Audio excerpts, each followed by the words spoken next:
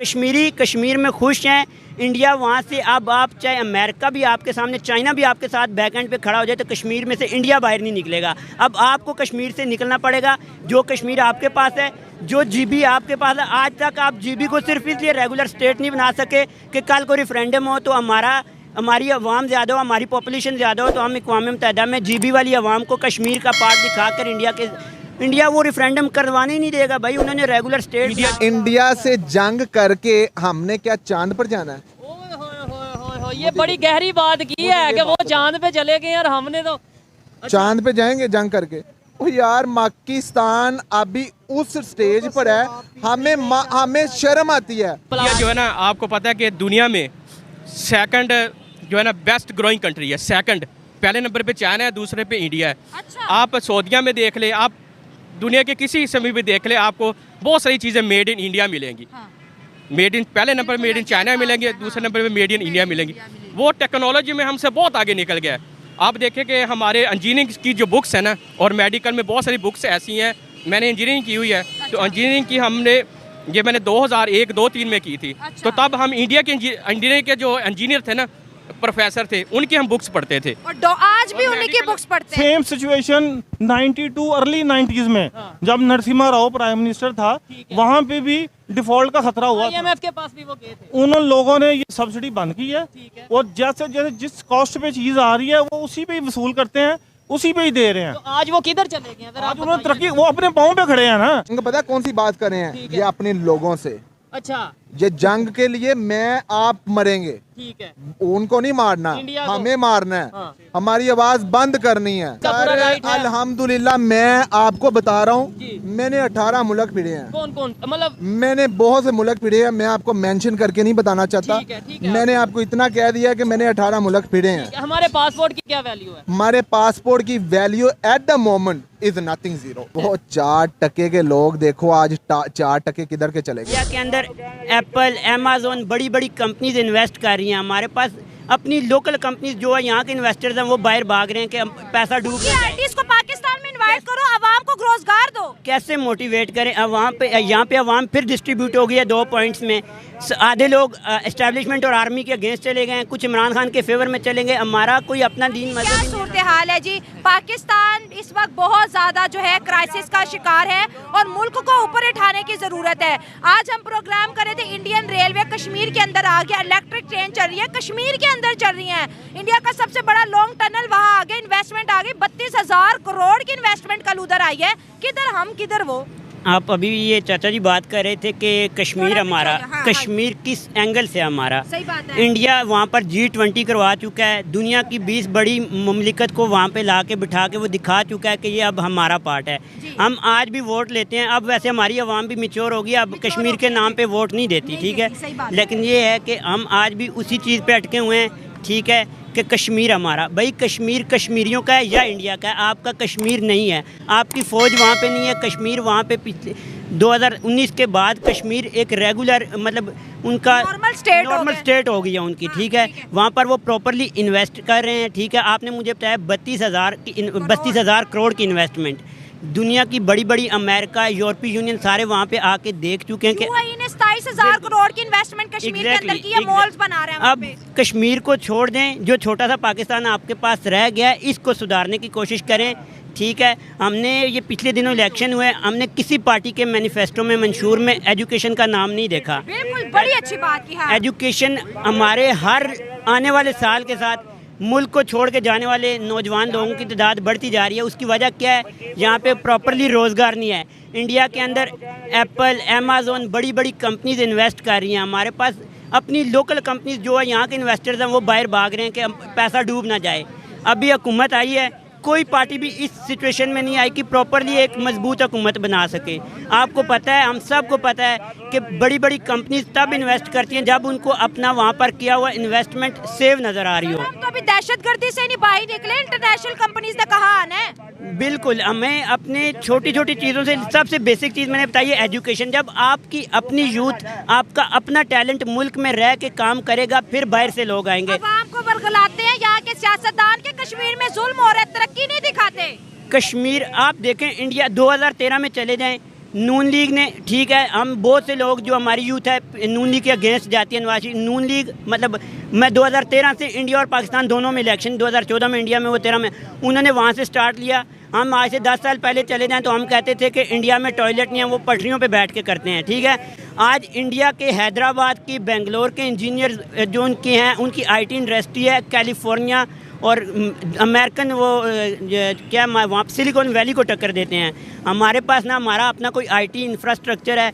इमरान खान को बहुत चीज़ों से आप उसके अगेंस्ट जा सकते हैं, लेकिन ऑनलाइन अवाम को ये शऊर देने की तरफ उस बंदे ने बहुत सा काम किया, ठीक है। हम हमारे जो उसके IT exports billion of dollar की है, बिलियन ऑफ पाकिस्तान डॉलर के है, जीडीपी से ज़्यादा है। लेकिन मैं सिर्फ बात मैंने स्टार्ट की 2016 तक मुल्क अच्छी डायरेक्शन में जा रहा था, ठीक है। उसके बाद छोटे मोटे केसेस आए, ठीक है। मैं पर्सनली किसी एक बंदे की फेवर या एक पार्टी की फेवर में या किसके अगेंस्ट बात नहीं कर रहा। हमें पिछले 50-60 साल में किसी पीएम ने अपना टेन्योर पूरा नहीं किया, किसी गवर्नमेंट ने अपना टेन्योर नहीं पूरा किया। तो सर पड़ोसियों से क्यों नहीं सीखते? आपने 10 उनकी अच्छी बातें बता दी, लेकिन यहाँ के सियासतदानों को सिर्फ बुराइयां नजर आती हैं। इंडिया में बुराइयां, भाई अवाम को मोटिवेट करो कि उन्होंने ये किया या हम ये करें। उनकी आईटीज को पाकिस्तान में इन्वाइट करो, अवाम को रोजगार दो। कैसे मोटिवेट करें अवाम पे? यहाँ पे अवाम फिर डिस्ट्रीब्यूट हो गई है 2 पॉइंट्स में। आधे लोग एस्टेब्लिशमेंट और आर्मी के अगेंस्ट चले गए हैं, कुछ इमरान खान के फेवर में चले गए। हमारा कोई अपना दीन मजहब ही नहीं है, किसी एक पॉइंट में हम हैं ही नहीं। हम मतलब डाइवर्ट हुए पड़े हैं, किसी एक स्पेसिफिक पॉइंट पे हम रुकें, किसी एक पॉजिटिव सेंस में अपने। बेसिकली हमें तब तक हमारा राइट नहीं मिलेगा जब तक हमें लेना नहीं आएगा। हम वोट डालने जाते हैं तो बिरयानी की प्लेट पे वोट दे के आ जाते हैं। ये सियासी ये जो कैंपेन है बिरयानी वाली, पूरी दुनिया में सिर्फ पाकिस्तान में है। बिरयानी खाओ, वोट दो। ये वो मैंने कहीं पढ़ा है कि अमेरिकन रिसर्चर्स लगे हुए हैं कि पाकिस्तानी कौम कैसी है कि बिरयानी की वोट पे प्लेट पे अपना वोट और ज़मीर बेच के आ जाती है। पता नहीं उस बिरयानी में चीज़ कश्मीरी भी तो देखते हैं ना, जो बॉर्डर के उस पार हैं। कश्मीरी खुश है। आप लोग वही बात है, आपने मुझे कहा है कि हम कश्मीर का पॉजिटिव पॉइंट नहीं दिखा रहे। कश्मीरी कश्मीर में खुश हैं। इंडिया वहाँ से, अब आप चाहे अमेरिका भी आपके सामने, चाइना भी आपके साथ बैकएंड पे खड़ा हो जाए तो कश्मीर में से इंडिया बाहर नहीं निकलेगा। अब आपको कश्मीर से निकलना पड़ेगा। जो कश्मीर आपके पास है, जो जीबी आपके पास है, आज तक आप जीबी को सिर्फ इसलिए रेगुलर स्टेट नहीं बना सके कि कल को रेफरेंडम हो तो हमारी अवाम ज़्यादा हो, हमारी पॉपुलेशन ज़्यादा हो, तो हम अक़वाम मुत्तहिदा में जीबी वाली अवाम को कश्मीर का पार्ट दिखाकर इंडिया वो रेफरेंडम करवाने ही नहीं देगा। भाई उन्होंने रेगुलर स्टेट बना लिया है, वो अब तो अब ये बजट जाते हैं अब अपने इलेक्शन भी हो रहा है वहाँ। अब जीबी को देखें, अपने गिलगित बल्तिस्तान को प्रॉपरली एक सूबा बनाए। अपना सूबा बनाने के बाद उसको प्रॉपरली असेंबली के अंदर अपनी पोस्ट। तो सर वो भी तो नहीं ना रहना चाहते पाकिस्तान के साथ। कश्मीरी यहाँ पे मिलते कहते हैं मैं पाकिस्तानी नहीं हूँ, मैं कश्मीरी हूँ। लो आप क्या बात कर रहे हैं उनसे? मैं इसीलिए कह रहा हूँ, जो कश्मीर एक छोटा सा कश्मीर का तकरीबन 80% कश्मीर इंडिया के पास है। हमारे पास जो कश्मीर है उसको और जीबी को, गिलगित को मिला के नेशनल असेंबली के अंदर सीट दें। हमारे जीबी के अंदर इतनी ब्यूटीफुल सीनरीज हैं। हम बल्तिस्तान की मैग्नेटिक पावर को तो हम कंसीडर ही नहीं ना कर रहे। एग्जैक्टली यही कह रहा हूँ कि जीबी के अंदर हमारा टूरिज्म इतना ज़्यादा है, बहुत ज़्यादा बूस्ट होगा। हमें वहाँ पर इंफ्रास्ट्रक्चर डेवलप करना है। ये चीज़ें तब होंगी जब हम जीबी को रिकॉग्नाइज करेंगे। हमने जीबी को अभी तक सेव इसलिए संभाल के रखा है कि कल को अक़वाम मुत्तहिदा में रेफरेंडम हो, हम जीबी ये कहेंगे कि ये हमारा कश्मीर है, हमारे पास ज़्यादा है, हमारे ज़्यादा लोग यहाँ पे आना चाह रहे हैं, तो लिहाजा हमें वो वाला कश्मीर भी दें। और भाई जीबी को प्रॉपरली सूबा बनाएं, ठीक है। बाकी ये चीज़ें छोड़ें।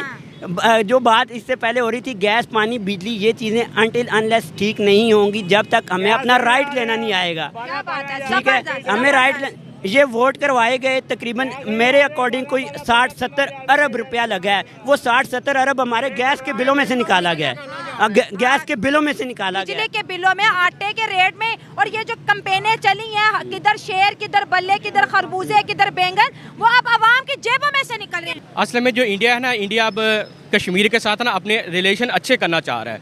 अब वो मेन वजह क्या है कि रिलेशन अच्छे क्यों करना चाह रहा है?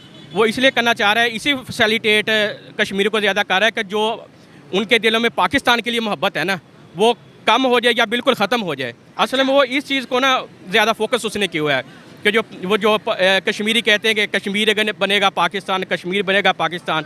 अब वो ये उनके मुंह से सुनना चाहते हैं कश्मीरियों के कि कश्मीर बनेगा इंडिया।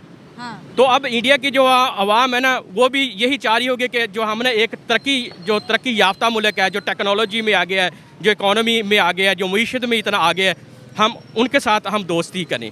असल में ये कश्मीर के अवाम भी अब यही अंदर से चाहती है कि हम जो है ना बजाय इसके साथ पाकिस्तान के साथ मिलने की बजाय हम जो है ना वो इंडिया के साथ मिले, और इंडिया जो है ना वो इसीलिए ज़्यादा इन्वेस्टमेंट कर रहा है, अपने ताल्लुकात अच्छे कर रहा है कि जो उनके दिलों में पाकिस्तानियों की मोहब्बत है ना वो ख़त्म होती जाए। सर जब तक आर्टिकल 370 था तो कश्मीर ने इतनी तरक्की नहीं की थी। 2019 में जब आर्टिकल हटा तो अब इंडियंस भी वहां पर जाके इन्वेस्टमेंट कर रहे हैं। आप जम्मू एंड कश्मीर के होटल देख लें, भारत के सबसे ज़्यादा महंगे तरीन होटल वहां पर ही है। इतनी सियाहत वहां पर जा रही है, इतने टूरिस्ट वहां पर जा रहे हैं। कश्मीर जो उसका ख्वाब था वो अब पूरा हो रहा है, तो ज़ाहिर है वो तिरंगा ही उठाएंगे ना। बिल्कुल यही ना कि असल में जो मेन चीज़ है ना वो इसलिए उधर सियाहत को फ़रोग दे रहा है कि वो अपने ना कश्मीरी के साथ ताल्लुकात अच्छे करना चाह रहा है। हाँ। अब जो उधर सियाहत बढ़ाएगा, अपनी उधर जो और ज़्यादा उनको फैसिलिटेट कश्मीर को करने की कोशिश करेगा, तो ज़ाहिर है उनके दिल, कश्मीरियों के दिल में जगह बनेगी इंडिया के लिए। और बन गई है सर, अब तो हर घर तिरंगा की कैंपेन चलती है। बिल्कुल बन गई है। अब उनकी जो नज़र है ना वो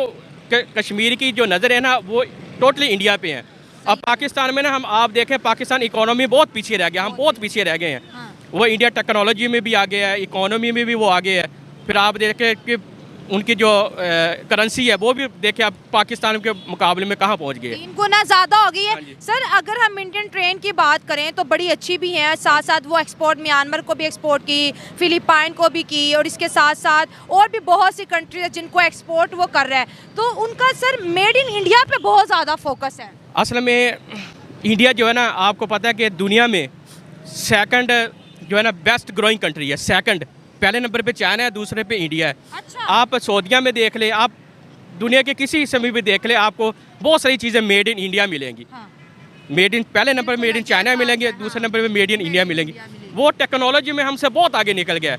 आप देखें कि हमारे इंजीनियरिंग की जो बुक्स है ना, और मेडिकल में बहुत सारी बुक्स ऐसी हैं, मैंने इंजीनियरिंग की हुई है, तो इंजीनियरिंग की मैंने 2001-2-3 में की थी। अच्छा। तो तब हम इंडिया के इंजीनियरिंग के जो इंजीनियर थे ना, प्रोफेसर थे, उनकी हम बुक्स पढ़ते थे। और आज भी उन्हीं की बुक्स पढ़ते हैं। आज भी हम तो बहुत ज़्यादा पीछे रह गए ना। अब 2000 देखें और अब 2024 देखें, हम तो बहुत ज़्यादा अब पीछे रह गए हैं। हमने तो पाकिस्तान वाले तो रिवर्स गेयर लगाया हुआ है कि पीछे का गेयर लगाया हुआ है। हमें पीछे को जाना है, हमने आगे को नहीं जाना, पीछे को जाना है। हम हर चीज़ में पीछे रह गए हैं। हमारी एग्रीकल्चर, हमारे मुल्क में 74% एग्रीकल्चर है। हमारी गवर्नमेंट्स का उस तरफ कोई तवज्जो नहीं है कि चलो हमारे मुल्क में एग्रीकल्चर है, हम इसको ही फ़रोग दें। सर इस मुल्क में मैं दावे से कहती हूँ हर चीज़ है जी। ये मुल्क आगे बढ़ भी सकता है। ऐसा नहीं कि पाकिस्तान इन क्राइसिस में पहली दफा, दुनिया में बहुत से मुल्क सर क्राइसिस में आए हैं और फिर वो निकल भी जाते हैं, सिर्फ हमने ही स्टॉप लगाया हुआ है। असल में ना एक जो सबसे मेन चीज़ है ना, हमारे मुल्क के अंदर जमहूरियत भी नहीं है। हाँ, जमहूरियत जो है ना वो बनाए नाम है। हाँ। अगर देखें इंडिया के अंदर जो जमहूरियत है ना वो बनाए नाम नहीं है, वो सही जमहूरियत है जिसको आप जमहूरियत कहते हैं ना, जमहूर जिसको कहते डेमोक्रेसी, हैं हाँ। कि जो अवाम की ताकत है। हाँ। हमारे मुल्क में असल में ना अवाम की ताकत नहीं है। जैसे वो एक दफ़ा नवाज शरीफ ने नारा लगाया था कि वोट को इज्जत दो। अब देखें फिर इमरान खान आए, इमरान खान की हुकूमत को भी चलने नहीं दिया गया। हुकूमतें हमारी पूरी चलती नहीं, हमारा टन्योर तो पूरा करे ना। फिर ये मैंडेट अवाम को दिया जाए कि अवाम जो है ना अवाम मुंतखब करे नुमाइंदा। सही बात, इसको सही जमहूरियत करते हैं। सर अगर हम रेल्स की बात करें, जैसे कश्मीर के अंदर भी जैसे इंडिया का हर स्टेट डेवलप हो रहा है, आर्टिकल के बाद कश्मीर डेवलप हो रहा है। गेम्स देख ले, एजुकेशन देख ले, इंडिया का लॉन्गेस्ट टनल कश्मीर के अंदर जो ओपन हो गया, इलेक्ट्रिक ट्रेन वहाँ पर चल रही है, मेडिकल टॉप यूनिवर्सिटी, दुनिया का सबसे ऊंचा ब्रिज कश्मीर के अंदर बना दिया। ये फायदा डायरेक्टली या इनडायरेक्टली कश्मीर को ही हो रहा है ना। जी बिल्कुल, कश्मीर को और साथ इंडिया को भी हो रहा है। इंडिया को इस लिहाज से हो रहा है ना कि वो अपने रिलेशन उनके साथ अच्छे कर रहा है, टूरिज्म बढ़ रही है। टूरिज्म बढ़ रहा है। फिर देखें सर उधर इतने ज्यादा इंटरनेशनल एयरपोर्ट है, हमारे कश्मीर वाली साइड में एक भी एयरपोर्ट नहीं है। हमारी तो आप बात करी ना, हमारी तो फिर वहीं जाके बात रुकेगी। तो हमने तो रिवर्स गेयर लगाया हुआ है ना, हमें शर्म नहीं जाना आती ही नहीं है। जब हम कश्मीर का नारा लगाते हैं, शर्म नहीं आती। हम तो जो है ना वो एक मजदूर से लेके ना, आपको सही बताऊं, मजदूर से लेके तो हुक्मरान तक हम जो है ना 2 नंबर लोग हैं। सही बात। एक मजदूर को आप ले लेना, आप उसके सर पे अगर बैठेंगे ना तो वो काम करेगा। बिल्कुल। अगर वो आप उसके सर पे नहीं बैठते ना तो वो काम नहीं करेगा, अच्छे तरीके से नहीं करेगा या बिल्कुल नहीं करेगा। आप उसके सर से उठ के जाते ना तो वो पीछे सिगरेट पीनी शुरू कर देगा, बहाने से वो बैठेगा। तो फिर हम कैसे तरक्की कर सकते हैं, हम आगे को कैसे जा सकते हैं, हमने पीछे को जाना ना। तो कश्मीर पाकिस्तान के पास कभी आएगा, आप खुद बताएं, जहाँ पर इतनी तरक्की हो वो पाकिस्तान में आएगा क्या? अब जो हालात नज़र आ रहे हैं ना, ये तो बहुत इम्पॉसिबल हो गया है कि अब कश्मीर हमारे पास आए। अब इंडिया ने जो ना अपने सामने उधर अपनी खूंटे गाड़ने शुरू कर दिए हैं कश्मीर के अंदर। अब आवाम के दिलों में भी ना उनके लिए इज्जत बढ़ गई है। बहुत ज़्यादा इज्जत और मोहब्बत बढ़ गई है। सही बात है। बल्कि मोहब्बत 100% होगी उनके दिल में मोहब्बत। जाहिर है अब कोई भी है, कोई गरीब बंदा है, वो अपने से ऊपर वाले को देखेगा ना, अपने से अमीर को ही देखेगा ना, अपने से गरीब को नहीं देखेगा। सर, और जो इंडिया की आम आवाम है, जो डिफरेंट स्टेट से है, वो भी कश्मीरियों को बहुत ज़्यादा मोहब्बत करने लग गई है। बहुत अपॉर्चुनिटी, आप देखिए कश्मीरी जो लड़के हैं वो अब इंटरनेशनल गेम्स के अंदर पार्टिसिपेट कर रहे हैं। कश्मीर का टैलेंट उठा के दुनिया में लेके जा रहे हैं वो। मिस वही मैंने आपको बात बताई ना कि जो अवाम है ना, जो लोग हैं ना, वो लोग ज़ाहिर है उस तरफ ही जाएंगे जिस तरफ उनको ज़्यादा फ़ायदा होगा, उनकी इनकम बढ़ेगी, वो खुशहाल होंगे।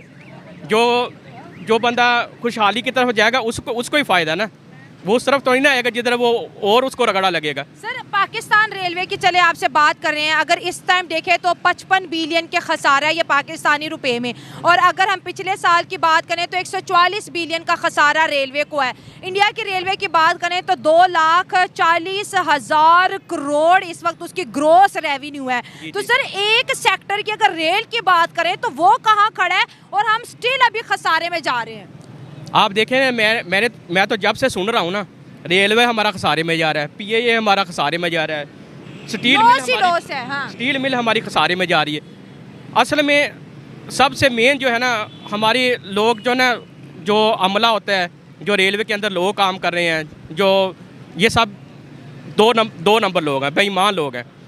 आप देख लें, आप अगर सफ़र करते हैं ना, आप बगैर टिकट के सफ़र करके देख लें, आपको वो डबल ट्रिपल वो फाइन करेंगे, और जो तकरीबन 30 से 40% वो अपनी जेब में डालेंगे, बाकी जो ना वो गवर्नमेंट के ख़जाने में जाएगा।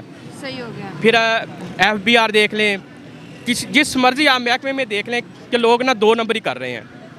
इस वजह से फिर ज़ाहिर है रेलवे खसारे में ही जाएगा ना। और रोड ट्रांसपोर्ट तो आप बंदे के लिए बड़ी महंगी अगर आप रेलवे में सफ़र करें ना, तो आपको बड़ी मुश्किल से सीट मिलेगी, फिर भी खसारे में जा रहा है। क्यों खसारे में जा रहा है? करप्शन है, बहुत ज़्यादा करप्शन हो रही है। इतनी करप्शन हो रही है कि आप वहाँ तक सोच भी नहीं सकती, इतनी ज़्यादा करप्शन। तो रेलवे के इतने लॉस हो चुके हैं कि आप बात करते हैं कि भाई रेलवे को प्राइवेटाइज कर दो, आपकी बड़ी मेहरबानी।